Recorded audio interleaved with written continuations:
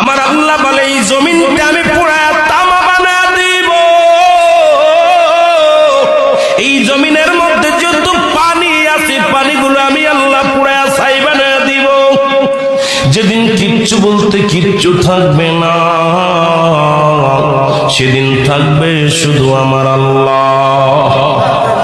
আজকে কার জন্য সুদ খাও, কার জন্য ঘুষ খাও, কার জন্য ব্যভিচার করো, কার জন্য অন্যায় করো রে মন, কার জন্য তোমরা এত বাদই করো।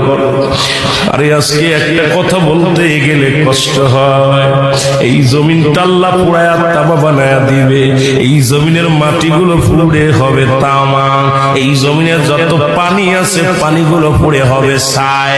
এই দুনিয়ার মধ্যে কিচ্ছু যেদিন থাকবে না, ওই তুরস্কের কত বাহাদুর, কত টাকাওয়ালা মিনিটের মধ্যে